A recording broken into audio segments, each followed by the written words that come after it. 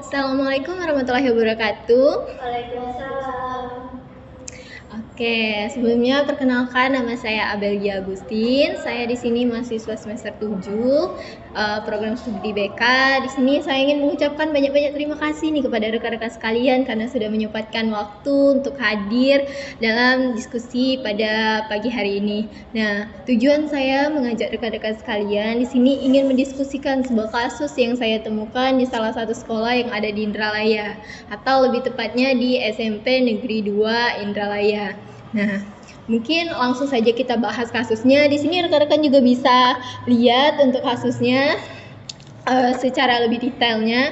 Jadi untuk kasus ini nih, siswa ini tuh kelas 8 berusia 13 tahun atau inisialnya D, yang dimana dia ini adalah anak pertama cewek dari 2 bersaudara, adiknya juga cewek. Nah, dia lahir dan dibesarkan dari keluarga yang broken home. Nah, untuk itu sendiri dia tinggal dengan ibunya, tapi dia menyadari bahwa setelah perceraian itu ibunya nih mengalami perubahan, yang dimana setelah perceraian dan ayahnya sudah jauh entah kemana, tidak ada kabar lagi, dia merasa bahwa ibunya nih terlalu mengekang dia, kayak ibunya tuh membuat peraturan yang ketat sehingga membuat dia tuh tertekan. Dia dikasih banyak les, dia harus mendapatkan juara, dia harus mengikuti semua keinginan ibunya, yang dimana dia tahu tujuan ibunya tuh baik, yang menginginkan dia itu menjadi orang yang sukses ke depannya, tapi di sisi lain dia merasa tidak sanggup. Nah, oleh sebab itu di sini berakibat dengan menimbulkan gejala pada dirinya, yaitu dia mengalami kebohongan kronis dan penutupan emosional. Nah, kenapa begitu?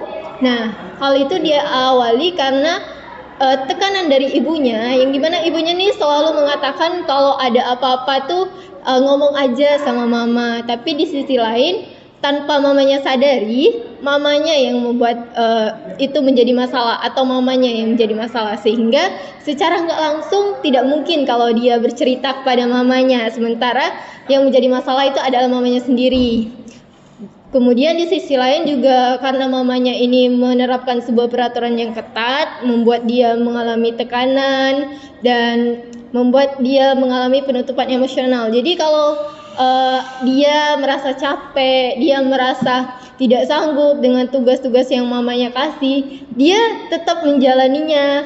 Dia juga tipe anak pertama lah ya, yang dimana kalau anak pertama itu biasanya tidak bisa kalau cerita dengan orang lain, menceritakan masalahnya. Jadi kalau saat dilakukan wawancara ini, dia ketika ditanya ada apa, mau cerita nggak, dia jawab nggak ada.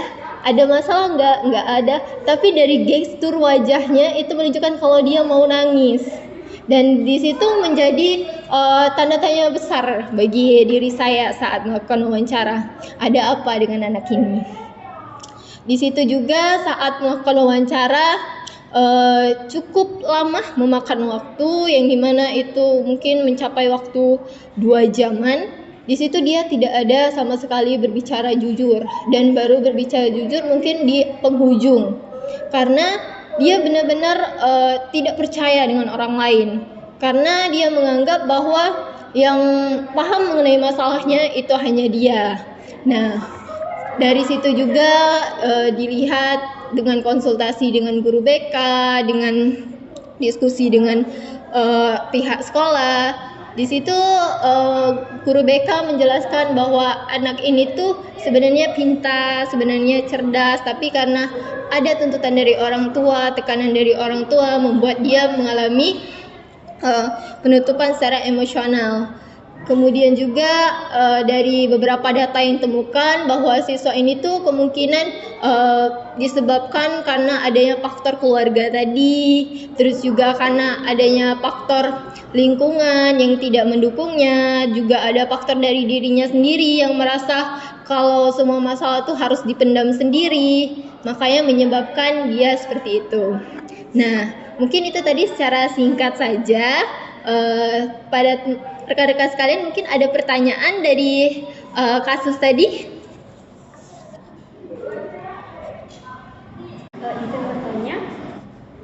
semisal ibunya dari si D tadi tetap pertahanin kan pola asuhnya tadi kan otoriter kan.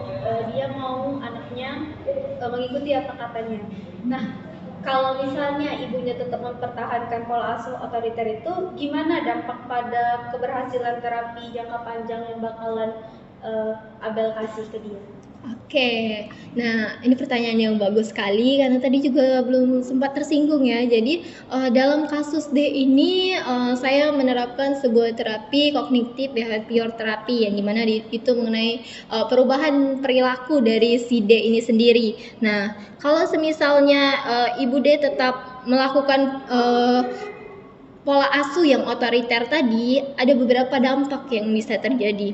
Terutama itu tentu saja terapi itu tidak akan berjalan lancar karena masih adanya faktor yang menjadi akar penyebab dari perilaku D. Kemudian yang kedua bisa juga karena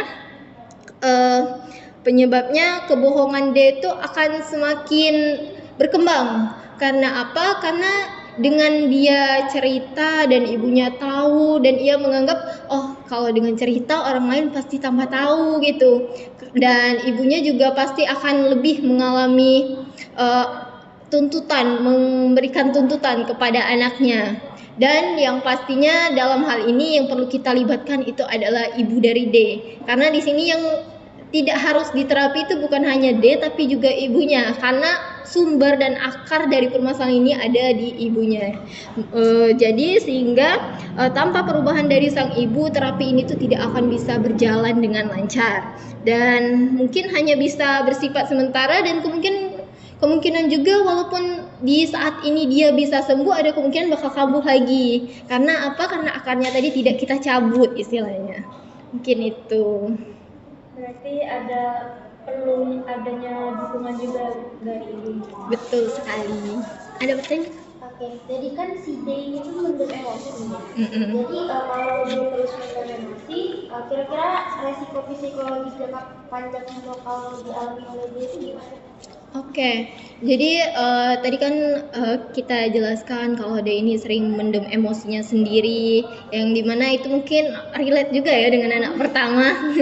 Nah, jadi kalau kita pikirkan jika ia tetap memendam emosi, yang pertama terjadi itu dia akan mengalami kecemasan, stres sendiri, dimana dia overthinking, dia akan merasa emosinya tidak tersalurkan, dan akan merasa tidak puas gitu. Karena apa? Karena emosinya tadi tidak bisa tersalurkan dengan baik. Misalnya dia pengen nangis, dia pengen marah, tapi itu tidak terkeluarkan. Ibaratkan sebuah saluran itu airnya tersumbat gitu. Dan bisa juga itu kembali ke fisik deh. Karena terlalu sering dia memendam emosi, itu bisa menyebabkan pusing, bisa menyebabkan dadanya kayak sesek, dan bisa juga kayak membuat pola tidurnya terganggu. Karena apa? Dia terus-menerus terpikirkan dengan hal itu, dan itu sungguh sangat tidak baik jika terus-menerus kita biarkan. Oleh sebab itu di sini kita berikan kognitif behavior terapi dengan harapan bisa membantu D ini mengatasi permasalahannya, mengatasi permasalahan perilakunya. Mungkin itu. Ada lagi? Nggak ada.